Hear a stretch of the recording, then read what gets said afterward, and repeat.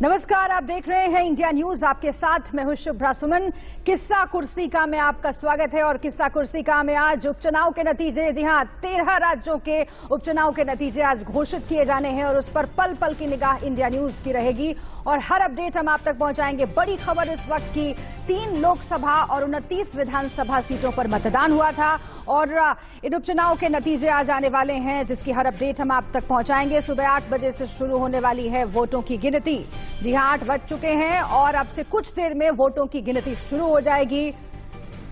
3 लोकसभा सीटें हैं, 29 विधानसभा सीटें हैं और हर सीट का विश्लेषण आपके सामने होगा। हर सीट से क्या रुझान आ रहे हैं, सबसे पहले हम आपको बताएंगे। ले चलेंगे आपको ग्राउंड जीरो पर भी, जहां पर हमारे संवाददाता मौजूद रहेंगे और वो बताएंगे कि क्या माहौल है, क्या जनता का मूड है और आखिर क्या फैसला जनता कर रही है। कई मायनों में ये उपचुनाव के नतीजे अहम हैं। न सिर्फ बिहार के नतीजों पर हमारी खास तौर से नजर होगी, बल्कि मध्य प्रदेश और राजस्थान के नतीजों पर भी नजर हमारी रहेगी, क्योंकि बिहार के नतीजों से पूरा राजनीतिक समीकरण बदल सकता है। और ऐसा हम क्यों कह रहे हैं, आगे विश्लेषकों के माध्यम से आपके सामने हम तमाम तथ्य रखेंगे, तमाम आंकड़े रखेंगे और हर बड़ी अपडेट सबसे पहले आप तक पहुंचाएंगे। अब से कुछ देर में पहला रुझान आने वाला है, वो आप सबसे पहले इंडिया न्यूज पर देखेंगे। 13 राज्यों में उपचुनाव हुए थे, जिसके नतीजे आज आने वाले हैं। 3 लोकसभा सीटें और 29 विधानसभा सीटें। लोकसभा सीटें कौन कौन है आप वो जान लीजिए। दादर नागर हवेली की सीट है, हिमाचल प्रदेश की मंडी की सीट है और मध्य प्रदेश का खंडवा, वहां की भी लोकसभा सीट है जिस पर चुनाव हुए थे और इन उपचुनाव के नतीजे आने वाले हैं। ये देखिए, आपको हम जल्दी से ये जानकारी दे देते हैं कि कौन कौन सी लोकसभा सीटें हैं जिनके नतीजों पर हमारी रहेगी नजर। हिमाचल प्रदेश का मंडी है, वहां पर भी उपचुनाव हुए थे। इसके साथ ही मध्य प्रदेश में खंडवा, वहां उपचुनाव हुए थे और मध्य प्रदेश में आखिर क्यों पूरी ताकत झोंकी थी शिवराज सिंह चौहान ने। 20 से ज्यादा रैलियां शिवराज सिंह चौहान ने की थी। आखिर इसके पीछे की क्या वजह और क्या कहता है जनता का मूड, ये भी हम आपको बताएंगे। 3 लोकसभा सीटों के नतीजे बहुत इंपॉर्टेंट, बहुत महत्वपूर्ण रहने वाले हैं, लेकिन उससे भी ज्यादा महत्वपूर्ण रहने वाले हैं उन विधानसभा सीटों के नतीजे जो कि हम आगे आपको एक एक करके बताते और दिखाते चलेंगे। देखिए, 13 राज्यों की 29 विधानसभा सीटें हैं जिन पर 30 अक्टूबर को चुनाव हुए थे। नागालैंड की एक सीट पर एक ही उम्मीदवार और वो निर्विरोध विजयी घोषित कर दिया गया है। ये बड़ी जानकारी हम आपको दे रहे हैं। इंडिया न्यूज पर आप लगातार बने रहिएगा, इस तरह की और भी ताजा अपडेट हम आप तक पहुंचाते रहेंगे। 3 लोकसभा 29 विधानसभा चुनाव के नतीजे और इसके साथ ही पश्चिम बंगाल की 4 सीटें हैं जिस पर हम आपको बताते रहेंगे और हर खबर आप तक पहुंचाते रहेंगे। कौन कौन से दिग्गज हैं जिनकी आज किस्मत दांव पर लगी हुई है, वो भी आप जल्दी से देख लीजिए। इससे पहले कि हम विश्लेषण की शुरुआत करें और ग्राउंड जीरो पर आपको ले चलें, एक सरसरी निगाह आप जरूर डाल लीजिए कि आखिर कौन कौन से दिग्गज हैं जिनकी किस्मत दांव पर लगी हुई है। पश्चिम बंगाल के 4 सीटें हैं, मध्य प्रदेश की 3 विधानसभा सीटें हैं, मेघालय की 3 विधानसभा सीटें हैं, हिमाचल प्रदेश की 3 विधानसभा सीटें। देखिए, असम की 5 सीटें, जी असम की 5 सीटों पर चुनाव, पश्चिम बंगाल की 4 सीटों पर चुनाव। हम आपको उन राज्यों के बारे में बता रहे हैं जहां पर उपचुनाव हुए थे। कितनी सीटें, मध्य प्रदेश में 3 सीटों पर हुए थे उपचुनाव, जिस पर हमारी नजर रहेगी। और जोर शोर से प्रचार किया बीजेपी ने और कांग्रेस ने भी ताकत झोंकी है। हिमाचल प्रदेश की 3 सीटें जिसके बारे में अपडेट आपको हम देंगे। मेघालय की 3 सीटों पर हुए थे उपचुनाव, बिहार की 2 सीटें बहुत जरूरी और इसका पूरा विश्लेषण हम आपके सामने रखेंगे क्योंकि लालू यादव की एंट्री ने इसे और दिलचस्प बना दिया। कर्नाटक में 2 सीटों पर हुए थे उपचुनाव, राजस्थान की 2 सीटें हैं, वहां पर भी उपचुनाव हुए थे और इसके साथ ही आंध्र प्रदेश की 1 सीट, हरियाणा की 1 सीट, महाराष्ट्र, मिजोरम, तेलंगाना की 1 सीट। तो इन तमाम सीटों पर ताजा अपडेट और क्या कहता है लोगों का रुझान और इसके साथ ही कौन कौन से मुद्दों ने अहम भूमिका निभाई है जब लोग पहुंचे थे ईवीएम में वोट डालने के लिए, अपने मताधिकार का प्रयोग करने के लिए, वो भी हम आपको बताएंगे। लेकिन सबसे महत्वपूर्ण ये है कि आखिर क्या असर ये नतीजे डालने वाले हैं। 5 राज्यों में खासतौर से जो विधानसभा के उपचुनाव हुए हैं उनके नतीजे बेहद अहम हैं। ये क्यों हम आपको बता रहे हैं, देखिए, नए सियासी समीकरण सेट करने में ये नतीजे मददगार होंगे। न सिर्फ बिहार में बल्कि राजस्थान से लेकर मध्य प्रदेश तक निगाहें टिकी हुई रहेंगी कि आखिर क्या होते हैं जनता के फैसले, देश का मिजाज तय करेंगे, क्योंकि कई राज्यों में विधानसभा चुनाव होने वाले हैं। उसके बाद लोकसभा चुनाव है 2024 में। उससे पहले जनता का मूड क्या कह रहा है, कौन कौन से मुद्दे काम कर रहे हैं। बीजेपी और उसके सहयोगी जीते तो माना जाएगा कि मोदी लहर बरकरार है, बिहार में गठबंधन का भविष्य तय होगा। बिहार में बहुत जरूरी है 2 सीटों का पूरा समीकरण समझना, वो हम आपको आगे बताएंगे। बिहार में कांग्रेस आरजेडी के अलग होने का सियासत पर असर पड़ेगा, क्योंकि इन चुनावों में अलग अलग उम्मीदवार कांग्रेस आरजेडी ने उतारे हैं। जेडीयू की साख दांव पर है, क्योंकि दोनों ही सीटों पर जेडीयू के उम्मीदवार जीते थे, लेकिन उपचुनाव में क्या जेडीयू अपनी कुर्सी बचा पाएगी, ये देखना होगा। हिमाचल में ठीक 1 साल बाद चुनाव होने वाले हैं। कांग्रेस बीजेपी में सीधी जंग है वहां पर, जैसा कि अमूमन वहां के सियासी समीकरण कहते हैं। लेकिन इन समीकरणों में जनता कहां पर है और किस तरफ जनता का मूड है, ये भी। बंगाल में टीएमसी की मजबूत पकड़ पहले भी आपको पता है कि उपचुनाव जो हुए थे, खासतौर से भवानीपुर के उपचुनाव पर सबकी निगाहें थी और वहां पर ममता बनर्जी ने जीत दर्ज की थी। क्या टीएमसी इसको बरकरार रखेगी या फिर बीजेपी फाइट बैक करेगी?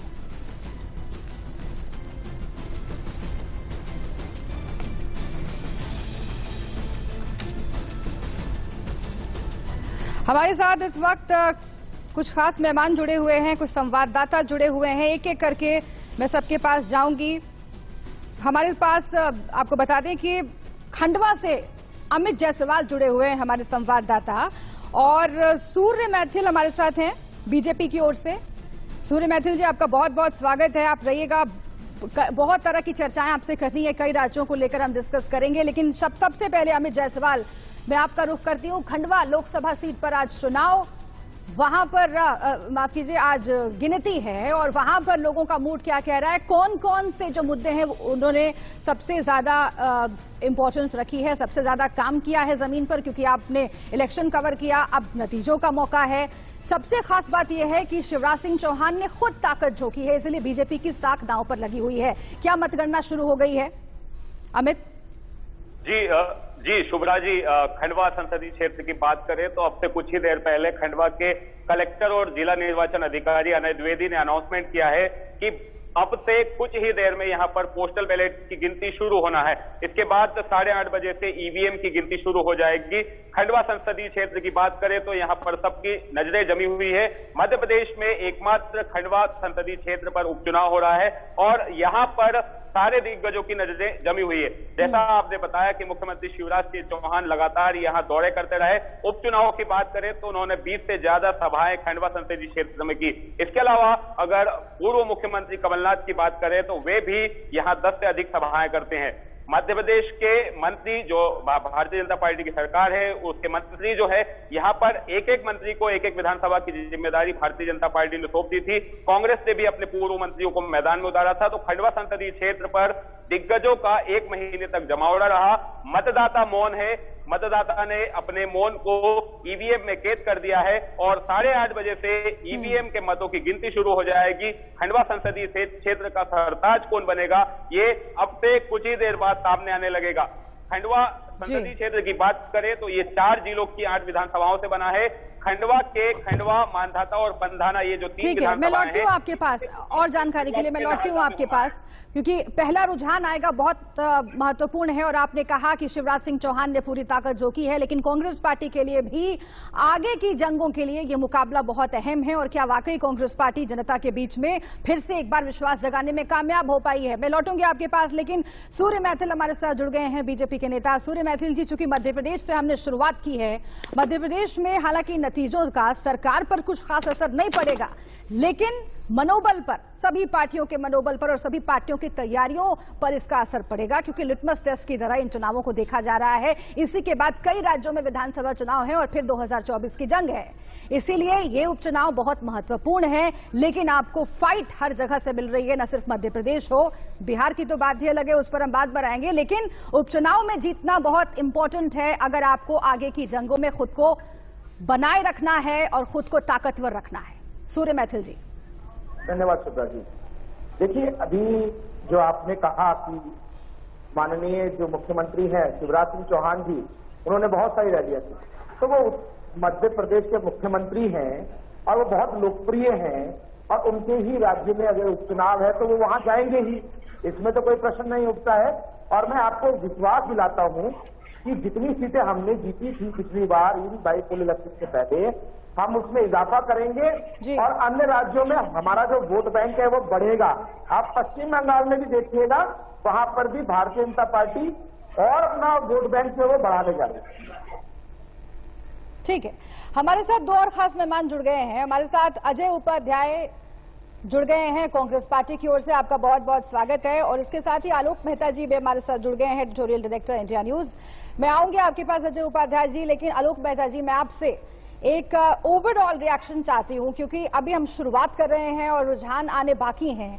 लेकिन इन उपचुनावों के मायने क्या हैं, जरा अगर आप ये समझाएं दर्शकों को, क्योंकि कई राज्य ऐसे हैं जहां पर समीकरणों पर असर पड़ रहा है, उसमें बिहार सबसे अहम है। कई राज्य ऐसे हैं जहां समीकरणों पर कोई असर नहीं है, लेकिन उसके बावजूद ये उपचुनाव बहुत महत्वपूर्ण है, क्योंकि इससे आगे आने वाले दिनों में पार्टियों के हौसले, पार्टियों की तैयारी पर असर पड़ेगा। पश्चिम बंगाल से लेकर मध्य प्रदेश, राजस्थान, क्या लगता है आपको कितने महत्वपूर्ण, कितने अहम ये नतीजे? जी, सबसे महत्वपूर्ण यह है कि लोकसभा का सत्र शुरू होने वाला है जी। और लोकसभा में कांग्रेस पार्टी को क्या अपोजिशन का दर्जा मिल सकता है। ये जो 3 लोकसभा के चुनाव हो रहे हैं, उपचुनाव हो रहे हैं, इससे निर्णायक भूमिका साबित होगी कि कांग्रेस को अभी भी, अब तो उन्हें 3 साल निकल रहे हैं, लेकिन ऐसी स्थिति में क्या उसके पास बहुमत, इसका इतना संख्या हो सकेगी, नंबर 1। दूसरा, अशोक गहलोत, देखिए राजस्थान का उपचुनाव है, जब शिवराज सिंह जी की बात की जा रही है, लेकिन यहाँ तो सबसे बड़ी परीक्षा उधर कमलनाथ जी। तो एक तो कांग्रेस की अग्नि परीक्षा है, राहुल गांधी की भी है। लोग कहेंगे राहुल और प्रियंका ने जो अभियान चलाया उसका क्या फायदा मिला, लेकिन प्रादेशिक नेतृत्व के लिए जो चुनौती रही है अशोक गहलोत, राजेश पायलट की। हरियाणा में तो चलिए, ये जो बीजेपी शासित प्रदेश हैं उनमें जीत हार आगे पीछे जितना हो सकता उससे ज्यादा परीक्षा अपोजिशन के भविष्य की। उत्तर प्रदेश पर लोक विधानसभा के जो लोकसभा के चुनाव है खास करके, इसका असर इसलिए पड़ेगा क्योंकि उससे एक संकेत जाएगा। जैसे चावल का दाना देखा जाता है, ये सही है, इसको हम लोकसभा 2024 से नहीं जोड़ेंगे, लेकिन हाँ 2022 में जो चुनाव होने वाले हैं उसके लिए कांग्रेस पार्टी और भाजपा के जो बड़े नेतृत्वकर्ता प्रदेशों में है, देखिए इसमें प्रधानमंत्री या गृह मंत्री उनकी इज्जत सवाल नहीं है, उससे सवाल ये है कि उनके जो प्रादेशिक नेतृत्व है। राहुल गांधी भी छोड़ेंगे कि कमलनाथ की वजह से नहीं जीते या जीते, यदि वो मानेंगे क्या, लेकिन तब कहेंगे राहुल और प्रियंका की जीत है। अशोक गहलोत यदि जीतेंगे तो कहेंगे राहुल प्रियंका के लिए, हारेंगे तो कहेंगे हटाइए अशोक गहलोत को, तुरंत डिमांड हो जाएगी। कल से शाम तक आज शुरू हो जाएगा अभियान। इसलिए इस चुनाव के बड़े, दादर नगर हवेली, इसलिए 3 जो लोकसभा के चुनाव है, हिमाचल प्रदेश में अनुराग ठाकुर जो बड़े अभी केंद्रीय मंत्री बड़े तरह से महत्वपूर्ण पद उनको मिला हुआ है, या हिमाचल में जो सीट है चाहे वो 1 सीट मंडी की हो, लेकिन उसका इतना महत्व है जो अनुराग ठाकुर के भविष्य के बारे में भी संकेत करेगा। तो इसलिए इसके एक राजनीतिक मायने जरूर हैं। जनता तो वोट देती है, कठिनाई में भी, संघर्ष में भी, कई जगह वोटिंग कम भी हुआ है, कई जगह बढ़ा भी है। इसलिए शिवराज सिंह जी ने कोशिश की, अशोक गहलोत ने पूरी ताकत लगाई, सचिन पायलट उनके साथ जाकर खड़े रहे लड़ाई के बावजूद। तो ये बड़े अग्नि परीक्षा नेताओं के लिए ज्यादा है, उम्मीदवारों के लिए कम है। नेताओं के लिए ज्यादा अग्नि परीक्षा है, उम्मीदवारों के लिए कम है। मैं छोटा सा रिएक्शन चाहती हूँ अजय उपाध्याय जी, आप दें, क्योंकि ऑपोजिशन की जो तैयारी है वो यहां से दांव पर है, उसका लिटमस टेस्ट है एक तरीके से। लेकिन जहां पर आपकी सरकार है वहां पर तो आप मतभेद से जूझ रहे हैं, और जहां पर आपकी सरकार नहीं है वहां पर कहना पड़ेगा कि देखिए बिहार में भी क्या हो रहा है, इस पर भी नजर डालना बहुत जरूरी है। उत्तर प्रदेश में आप लोग अपनी जमीन तलाशने की कोशिश कर रहे हैं। तो पूरे देश में कांग्रेस किसी न किसी तरीके से बड़ी मझधार में फंसी हुई है। उस मझधार से बाहर निकालने में क्या ये उपचुनाव के नतीजे मददगार साबित होंगे? क्योंकि ताकत जिस हिसाब से बीजेपी ने झोंकी है उस हिसाब से ताकत तो आप लोगों ने झोंकी नहीं। तो अजय उपाध्याय जी, आपकी पूरी टीम और आपके दर्शकों को आज धनतेरस की बहुत बहुत शुभकामना। पूरा देश जो है एक सुखद है माहौल है। जहां तक उपचुनाव की चर्चा की है आपने, मुझे बड़ा आश्चर्य लगा, अभी भाजपा के कोई प्रवक्ता बोल रहे थे कि राहुल गांधी जी और प्रियंका जी का इस पे दाव पर है विश्वसनीयता और उनकी मेहनत। आश्चर्य लगता है, विधानसभा का चुनाव भी नहीं है, ये उपचुनाव है। मैं मानता हूं कि लोकतांत्रिक पर्व है, और इस लोकतांत्रिक पर्व में 13 जो राज्यों में चुनाव हो रहा है, उस 13 राज्यों में कांग्रेस के एक राज्य राजस्थान में 2 सीट पर हम चुनाव लड़ रहे हैं। उसमें एक भाजपा का सीट है और एक कांग्रेस का सीट जो खोया है पिछली बार, उसको हम हमारे प्रतिद्वंदी साथी जो है वहां लड़ रहे हैं। बाकी राज्यों में तो कहीं ना कहीं किसी न किसी रूप में भाजपा का ही शासित राज्य है। महाराष्ट्र में एक विधानसभा चुनाव जरूर है। जब लोकसभा की बात आती है, जो अभी हो रहा था कि क्या लोकसभा का चुनाव अब जीतेंगे, विपक्ष का आप लोकसभा में नेता होंगे नहीं होंगे। मुझे लगता है इस चुनाव से जिस 3 सीट में से 2 सीट भाजपा का और 1 सीट जो है निर्दलीय किसी ने लड़ी है, उसके बावजूद भी यदि भाजपा के लोगों को ये दिखता है कि कांग्रेस इसमें भी जीत और हार की बात है, कांग्रेस अब जीतेगी। पूरी ईमानदारी से मेहनत किया है कांग्रेस के लोगों ने जहां जहां चुनाव है। अजय उपाध्याय जी, मुझे लगता है कि आपको एक अच्छा खासा अनुभव है राजनीति में। अजय उपाध्याय जी, आपको, मुझे लगता है आपको एक अच्छा खासा अनुभव है राजनीति में, इसीलिए आप भी ये जानते हैं कि कोई जंग एक बार में तो जीतती नहीं जाती। छोटी छोटी लड़ाइयां अजय जी जीतनी पड़ती है, उसके लिए जमीन पर काम करना पड़ता है, और इसीलिए बार बार आपसे ये सवाल पूछा जा रहा है। राजस्थान का जिक्र आपने खुद किया, आखिर राजस्थान में क्यों ये कहा जा रहा है कि अशोक गहलोत जो है उनके लिए लिटमस टेस्ट की तरह है? क्योंकि बगावतों का दौर है ये कांग्रेस पार्टी के लिए। उस बगावत के दौर में क्या जनता वाकई उन लोगों के साथ खड़ी है जिन्हें कांग्रेस पार्टी ने सबसे आगे रखा है, या फिर जनता का मूड भी कुछ और कहता है? इसीलिए हम बार बार कह रहे हैं कि कांग्रेस पार्टी के लिए भी ये चुनाव बहुत इंपॉर्टेंट है, उनकी तैयारियों को आंकने के लिए। हम इस पर आगे भी चर्चा करेंगे। राजस्थान से हमारे रिपोर्टर जुड़ रहे हैं, हम उनका रुख करेंगे, लेकिन इससे पहले हेडलाइंस देख लेते हैं जल्दी से। में हमारे संवाददाता हैं, जहां से हम सीधी ग्राउंड रिपोर्ट आप तक पहुंचा रहे हैं। इस वक्त हमारे साथ राजस्थान से बसंत जुड़े हुए हैं। बसंत, वहां की अपडेट क्या कह रही है? क्योंकि 2 सीटें वल्लभनगर और धरियावद, ये 2 सीटें हैं जहां पर उपचुनाव हुए थे। क्या लोगों का मूड, कौन कौन से मुद्दों ने काम किया है, और क्या शुरू हो गई है काउंटिंग? कितनी देर में पहला रुझान पता चल सकता है? देखिए 11 बजे के बाद हालांकि रुझान आना शुरू हो जाएगा। 8 बजे से जो है मतगणना शुरू हो चुकी है, लेकिन कह सकते हैं कि इस बार राजस्थान में जिस तरह 2 उपचुनाव पर 2 सीटों पर उपचुनाव हो रहे हैं, पड़ला कहीं ना कहीं कांग्रेस का भारी दिखता हुआ नजर आ रहा है। क्योंकि बीते पंचायत चुनाव की अगर बात करें, पंचायत चुनाव में भी कांग्रेस की जीत देखने को मिली थी। जिला प्रमुख के चुनाव थे, उसमें भी कांग्रेस की जीत देखने को मिली थी। हालांकि वल्लभनगर जो सीट है वो कांग्रेस के पाले में रही है, क्योंकि पूर्व में जो विधायक थे गजेंद्र सिंह सक्तावत, उनके निधन के बाद सीट खाली हो गई थी। और एक तरफ जो है दरियावद की बात करें, वहां गौतम लाल मीणा थे जो कि बीजेपी से आते हैं। हालांकि इस बार जिस तरह मुख्यमंत्री अशोक गहलोत की ओर से लगातार सभाएं की गई, दमखम दिखाया गया, एक के बाद एक घोषणाएं की गई, तो लोगों का सलाब कहीं ना कहीं कांग्रेस के पाले में दिखता हुआ नजर आ रहा है। लेकिन वहीं दूसरी ओर बीजेपी के जो प्रदेश अध्यक्ष हैं सतीश पूनिया, उनकी ओर से भी सभाएं की गई थी। अलग अलग जिम्मेदारियां पार्टी के पदाधिकारियों को दी गई थी, चाहे राजेंद्र राठौड़ हो, गुलाब चंद कटारिया हो, उनकी ओर से भी सभाएं की गई थी और कई तरह के वादे जनता से किए गए थे। और कांग्रेस के खेमे की अगर बात करें, कांग्रेस के खेमे से जो है परिवहन मंत्री प्रताप सिंह खाचरियावास, वो बीते 1 महीने से जो है अलग अलग क्षेत्रों में दौरे किए उन्होंने, जनता के बीच में गए, कई तरह के मुद्दे गिनाए गए। लेकिन इसी दौरान जो है कांग्रेस की ओर से बेरोजगारों को रोजगार की घोषणा की गई, कई घोषणाएं की गई हैं। बिल्कुल बिल्कुल, तो कह सकते हैं, हालांकि ये हम कह सकते हैं अशोक गहलोत इतने अनुभवी नेता हैं, इतना लंबा अनुभव उनको है, उनको मालूम है कि इन उपचुनावों की क्या अहमियत है और क्यों जरूरी है इन उपचुनावों में कांग्रेस का जीतना। क्योंकि कांग्रेस के भीतर जिस तरीके की टकराव देखी गई है, उसके बाद सवाल यही पूछा जा रहा है कि क्या ऑल इज वेल है। और अगर यहां पर कांग्रेस पार्टी अच्छा प्रदर्शन करती है तो जाहिर है ये संदेश जाएगा न सिर्फ पार्टी के भीतर बल्कि जनता के बीच भी। इस चर्चा को हम आगे बढ़ाएंगे और भी ग्राउंड रिपोर्ट्स हम आपको दिखाएंगे और अलग अलग जगहों से क्या ताजा अपडेट रुझान आ रहे हैं वो भी बताएंगे। एक छोटे से ब्रेक के लिए रुकते हैं यहां पर, बने रहिए हमारे साथ। ये बड़ी कवरेज उपचुनाव के नतीजों पर।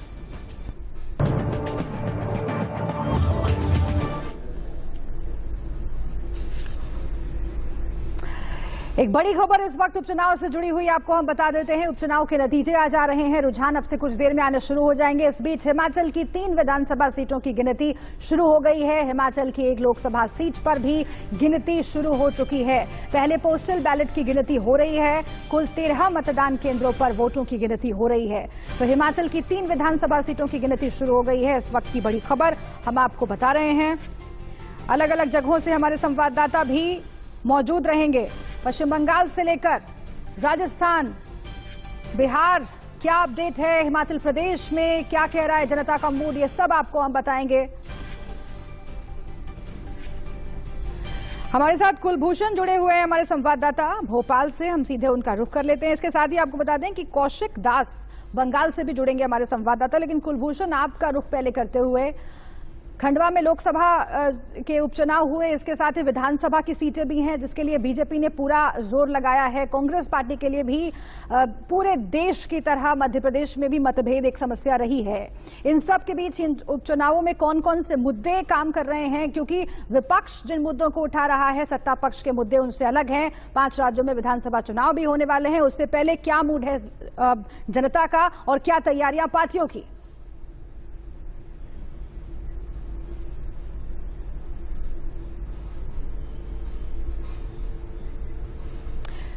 कुलभूषण, आपको मेरी आवाज आ रही है?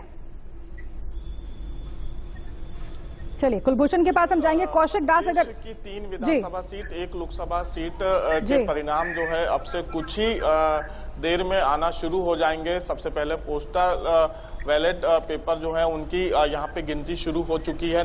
तकरीबन 9 बजे से जो है ईवीएम मशीन ओपन होना शुरू होंगी। प्रत्याशी जो है वो मतगणना स्थल पर इस समय पहुंच चुके हैं। मध्य प्रदेश की 3 विधानसभा सीट की अगर बात की जाए तो पृथ्वीपुर, जोबट, रेगांव और इसके साथ ही खंडवा लोकसभा सीट के परिणाम सामने आएंगे। वहीं अगर बात करें तो दोपहर तक स्थिति स्पष्ट हो जाएगी, क्योंकि 2023 विधानसभा चुनाव के पहले ये सत्ता का सेमीफाइनल मैच माना जा रहा है। और यहाँ पे ये देखा गया है कि बीजेपी ने जो इलेक्शन लड़ा है, उपचुनाव का जो इलेक्शन लड़ा है, ऐसा लगा है कि 2023 के विधानसभा चुनाव जैसी पूरी ताकत जो है बीजेपी ने इस उपचुनाव में अपनी झोंकी है। और यहाँ पे केंद्रीय मंत्री सहित जो तमाम कैबिनेट के मंत्री हैं, संगठन के पदाधिकारी हैं, ठीक है, आपके पास मैं लौटती हूँ। और इसके साथ ही हमारे साथ रवि जांगड़ा भी जुड़ गए हैं सिरसा से। लेकिन इस बीच दर्शकों को बता दें, राम बाबू चौपाल आरजेडी के नेता भी हमारे साथ जुड़े हुए हैं। राम बाबू जी, मैं आपके पास आऊं इससे पहले एक अपडेट रवि जांगड़ा आपसे हम लेना चाहते हैं, क्योंकि हरियाणा में भी 1 विधानसभा सीट पर उपचुनाव हुए। काउंटिंग वहां पर शुरू हो गई है, आप काउंटिंग सेंटर के बाहर ही खड़े हैं, क्या माहौल?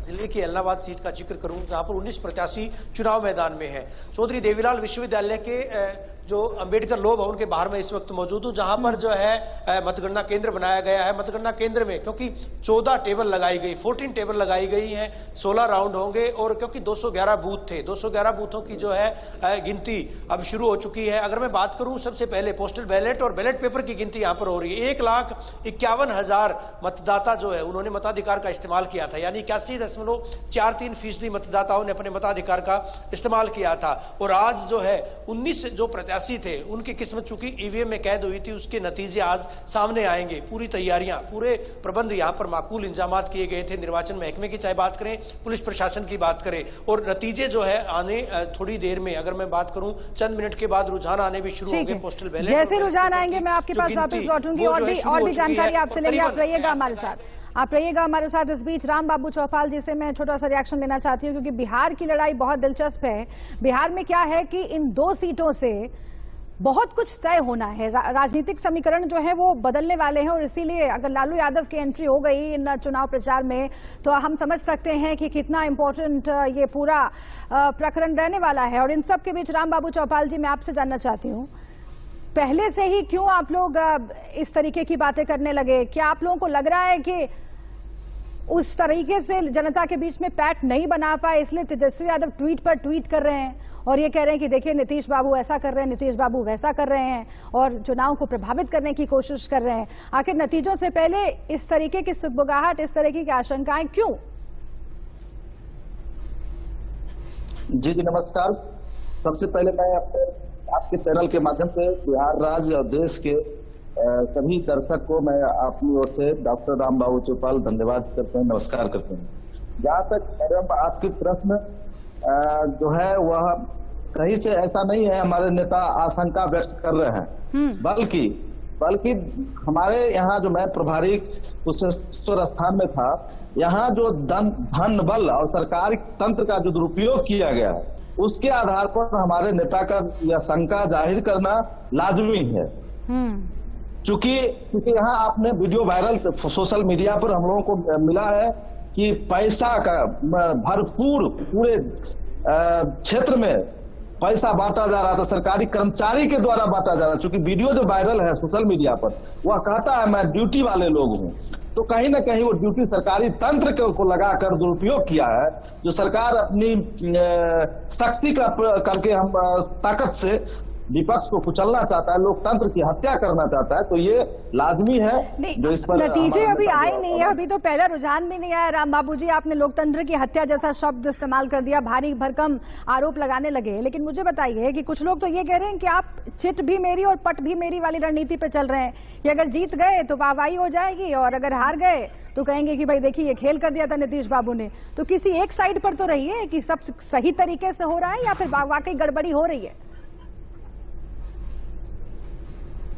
नहीं, मैं उस बात नहीं कह रहा, मैं ये कह रहा हूं कि लोकतंत्र की हत्या इस बात पर कहा हूं कि लोकतंत्र में स्वच्छ मतदान की आवश्यकता है। स्वच्छ मतदान में इन्होंने जो सरकारी तंत्र के लोगों के द्वारा जो पैसा का खेलबेल किया है, धनबल का जो प्रयोग किया है, और जो सोशल मीडिया से आई है, इस पर मैंने चर्चा किया। जहां तक सवाल रही रुझान आने की, तो यह स्पष्ट है, जनता ने डिसीजन कर लिया है कि यहाँ हम लोगों को लालटेन छाप को वोट करना है और वोट किए हैं। हमारी जीत निश्चित है। लालटेन छाप को वोट करना है, जीत निश्चित है। सूर्य मैथिल जी, मैं आपसे प्रतिक्रिया लेती हूँ क्योंकि जेडीयू के नेता अभी तक हमारे साथ जुड़े हुए हैं, जैसे ही वो जुड़ेंगे वैसे मैं उनके पास भी जाऊंगी। लेकिन सूर्य मैथिल जी, तलवार की धार पर सरकार है बीजेपी जेडीयू की और आरजेडी तैयार है, ये कह रहे हैं कि हम ही जीतेंगे और इसके साथ ही कई तरह के आरोप भी लगा रहे हैं कि धांधली भी आप लोग करने की कोशिश करें नीतीश बाबू के साथ मिलकर। देखिए शुभ्रा जी, अभी आप देख लीजिए आरजेडी के जो नेता हैं वो अपनी हार तो पहले ही मान चुके हैं। उनको ये पता है कि बिहार के अंदर एक डबल इंजन की सरकार चल रही है जो कि बिहार के सर्वांगीण विकास को पद से आगे ले जा रही है, और वहां पे जनता जिस प्रकार से इतना समर्थन कर रही है बिहार के अंदर एनडीए के प्रत्याशियों का, ये अपने आप में ऐतिहासिक है। इसलिए ये जो झूठे वीडियो या जो वायरल करने की ये बातें कर रहे हैं, ये तो पता चल ही जाता है, आपको भी समझ में आ रहा है कि ये ईवीएम पे, अभी तो कुछ टाइम रुक जाइए, अभी ये ईवीएम पे भी जो है ठीकरा फोड़ेंगे कि ईवीएम सेट थी। और अभी जो हमारे कांग्रेस के प्रवक्ता ने कुछ टाइम पहले एक बात कही थी कि जी राजस्थान के अंदर गहलोत सरकार जो अच्छा काम कर रही है, तो मैं इनको बता देता हूं कि हाँ, गहलोत सरकार बहुत अच्छा काम कर रही है और इसका जवाब अभी गहलोत सरकार को मिलेगा, क्योंकि अभी 15 से 25 लाख रुपए का जो बोनस मदरसों के लिए दिया था उसका जवाब भी अभी दिया जाएगा। और आप भी अभी कहेंगे कि ईवीएम में फिर से फिक्सिंग की गई है, और अभी आप सारे विपक्ष को देखेंगे और वो कहेंगे शुरू हो चुका है इनका, चाहे वो आरजेडी के ट्वीट हो, चाहे वो कांग्रेस के प्रवक्ता हो, वो अपनी हार पहले ही माने बैठे हैं। तो ये तो समय बता रहा है, और देश की जनता जिस प्रकार से माननीय प्रधानमंत्री जी के नेतृत्व में आगे बढ़ रही है, उससे विपक्ष नहीं। आप अशोक गहलोत जी के बारे में बोल रहे हैं, मैं कांग्रेस से रिएक्शन लूंगी, लेकिन उनकी सरकार खतरे में नहीं है। मैंने बिहार पर आपसे सवाल पूछा था, वहां पर तो समीकरण पूरे उलट जाएंगे ना सर। वहां पर देखिए आरजेडी ने पूरी तैयारी कर ली है, पहले ही नीतीश बाबू का बहुत ही मुश्किलें खड़ी की, उनके नाक में दम कर रखा था तेजस्वी यादव ने, और अब ये जो मौका मिला है 2 उपचुनावों के जरिए उसको पूरी तरह से भुनाने की कोशिश करेंगे। समीकरण में अभी आपको बता दूंगी, लेकिन आप बिहार पर बात कर राजस्थान चले गए, बिहार पर बोलिए ना। शुभ्रा जी, मैं भी बिहार से ही आता हूँ जी, और मैं आपको बता देता हूँ कि ये जो छोटी छोटी जो फुलझड़ियां चलाते हैं तेजस्वी बाबू, ये जो नौटंकी करते हैं, ढोल बजाते हैं, इसका कोई फर्क नहीं पड़ने वाला है। बिहार की धरती विकास मांगती है। बिहार की धरती ने देखा है आरजेडी का वो गुंडा राज, जिसके अंदर बिहार में 1-1 किलोमीटर पे 1-1 बाहुबली पैदा कर रखा था इन लोगों ने, और वहां पर कैसी थी सबको पता है। तो मैं आपको सिर्फ इतना बताना चाहता हूं कि बिहार में हमारी सरकार डबल इंजन की सरकार है, वो बहुत ही अच्छा कार्य कर रही है और उसको कोई खतरा नहीं है। और अभी ये दोनों जो चुनाव है, उपचुनाव में बिहार की दोनों सीटें हम बहुत अच्छे मार्जिन से आप जीतने वाले हैं। मैं तो राजस्थान के ऊपर इतना प्रश्न पूछूंगा कि राजस्थान के अंदर, राजस्थान का जवाब मैं लेती हूँ, राजस्थान का जवाब मैं अजय उपाध्याय जी से लेती हूँ। आलोक मेहता जी आपके पास जाऊंगी, एक छोटा सा रिएक्शन में अपने संवाददाता कुलभूषण से लेना चाहती हूँ। कुलभूषण, क्या रवि हमारे साथ जुड़े हुए, रवि जांगड़ा हमारे साथ जुड़े हुए? रवि, एक सेकंड, आ रही हूँ सर, ठीक है, आ रही हूँ सर, आ रही, रहिएगा हमारे साथ। रवि जांगड़ा, क्या अपडेट वहां से सिरसा से? देखिए देखिए बिल्कुल, अभी चूंकि मैंने बताया कि पोस्टल बैलेट और बैलेट पेपर्स की गिनती का कार्य लगातार जो है जारी है। 14 टेबल लगाई गई हैं, 14 टेबल पर जो है गिनती लगातार अभी शुरू होगी। कुछ देर के बाद ईवीएम मशीनें खोली जाएंगी। अभी इस तरह का कोई अपडेट बाहर नहीं आया है। हालांकि अभी चंद मिनट पहले हमने बीजेपी जेजेपी प्रत्याशी गोविंद कांडा से बात की थी, तो उनका कहना था कि एक बार फिर से यहाँ पर जो है विकास के नाम पर कमल खिलेगा। हालांकि इस सीट के इतिहास की अगर मैं बात करूं तो यहाँ पर 15 बार चुनाव हुए। 15 बार चुनाव में 11 बार इनेलो के विधायक जो है बने हैं, 3 बार जो है अगर मैं बात करूं कांग्रेस के विधायक बने। लेकिन इस बार सिनेरियो बदला था, क्योंकि 3 कृषि कानूनों का जो मुद्दा था, उस मुद्दे को लेकर कहीं न कहीं इनेलो के विधायक अभय सिंह चौटाला के द्वारा जब त्यागपत्र दिया गया था, उसके बाद ये चुनाव जो है हो रहे हैं। तो इन चुनाव में एक बार फिर से अभय सिंह चौटाला ने ताल ठोकी थी। लेकिन अब देखने वाली बात यह होगी कि किस तरह से 3 कृषि कानूनों का जो मुद्दा था उसको यहाँ पर कैश करवाया जाता है, बुनाया जाता है, ये भी वक्त बताएगा। बहरहाल विकास के नाम पर जहां बीजेपी जेजेपी गठबंधन भी आगे हम बात करेंगे। बहुत महत्वपूर्ण बात कही है आपने, तो कृषि आप नजर बना के रखिए, जैसे ही पहला रुझान आएगा हम आपके पास जरूर आएंगे।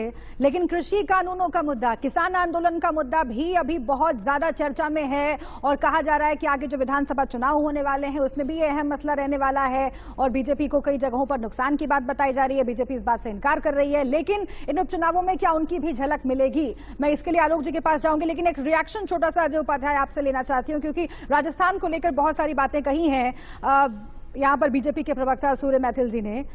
देख लीजिए, बहुत कुछ बचाना है आप लोगों को, दांव पर बहुत कुछ लगा हुआ है। अजय जी देखिए भाई, सूर्या जी को तो बोलना ही है, भाजपा के प्रवक्ता है तो बोलेंगे। 13 राज्यों में जो चुनाव अभी बाई इलेक्शन हो रहा है, उस उपचुनाव में सबको देखना है कि किस पार्टी की सरकार कहाँ है और उसके प्रति जनता का क्या रुख है। निश्चित तौर पे बाई इलेक्शन है, उपचुनाव में सरकार का भी कहीं न कहीं कार्यों का मूल्यांकन होगा और जनता मूल्यांकन करेगी। राजस्थान की जहां तक बात है, राजस्थान में हमारी सरकार है। बल्लभगढ़ में एक सीट हम जीते थे, हमारी सीट थी, दूसरी सीट भाजपा की थी। दोनों सीटों का चुनाव है, दूध का दूध पानी का पानी एक हो जाएगा। लेकिन एक बात मैं जरूर कहूंगा, जिस तरह से पूरे देश में आज महंगाई बेरोजगारी का आलम है और जिस तरह कोविड को प्रबंधन के कारण पूरा देश वो कह रहे हैं कि फिर आप लोग ये नहीं करिएगा ना कि ईवीएम में खराबी हो गई, क्योंकि वहां पर बिहार में शुरू हो गया है ये सब। बिहार में ऐसा कहीं संकेत आने लगे हैं। ऐसा कहीं शुरू नहीं हुआ है, सूर्या जी के मन मस्तिष्क में शुरू हो जाता है। हाँ। और शाम तक जब रिजल्ट आएगा तो इनको क्लियर हो जाएगा। मैं एक बात जरूर उस समय मैं क्लियर नहीं हो पाया था। अशोक मेहता जी चूंकि वरिष्ठ पत्रकार है, मैं उनको बड़ा उनका सम्मान करता हूँ और उनकी बातों को जरूर मैं रखूंगा। उन्होंने कहा कि यदि चुनाव में रिजल्ट अच्छा नहीं होगा तो राहुल गांधी जी का और प्रियंका जी का इस पे मूल्यांकन होगा, और यदि अच्छा हो जाएगा तो राज्यों का होगा। मुझे लगता है कि आपसे मैं आशा करता हूं कि एक निष्पक्ष ढंग से कहीं न कहीं आपका विश्लेषण होगा। फिर भी मैं कहूंगा, आपके इस बात को भी मैं मानता हूं और सम्मान करता हूं, और ये देखना होगा कि राज्यों में जहां जहां राज्यों में राज्य सरकारें हैं, चाहे ममता जी की सरकारें हैं, तेलंगाना में हुजूराबाद में जिस तरह की घटनाएं हो सबने देखा कैसे पैसों का खेल हुआ। बिहार में भी ये बात सच्चाई है कि जो राज्य सरकार जहां जहां ज्यादातर की है वो अपने फेवर में करने के लिए बाहुबल और धन बल का दुरुपयोग की है। और उपचुनाव एक ये भी परंपरा रही है कि जिन राज्यों में जिनकी सरकार होती है ज्यादातर उनके पक्ष में जाने का प्रयास होता है। लेकिन देखिएगा, इस ओवरऑल जब विश्लेषण होगा 3 लोकसभा और 29 विधानसभा का, 2 घंटे बाद रिजल्ट होगा। हम और आप क्या ठीक है, दिक्कत हुई है ना, 2 घंटे बाद रिजल्ट होगा। बीजेपी कह रही है कि कहीं रिजल्ट ऐसा ना आ जाए कि आप लोग ईवीएम पर ताबड़तोड़ हमला करने लग जाएं, क्योंकि बिहार में ये रुझान आने शुरू हो गए। तेजस्वी यादव जी ने कई सारे ट्वीट किए। मैं आऊंगी फिर आप लोगों के पास, और आलोक जी आपके पास भी आएंगे। मुद्दे कौन कौन से होंगे इस पर चर्चा करने के लिए, लेकिन आगे बढ़ने से पहले इस वक्त देख लेते हैं हेडलाइंस।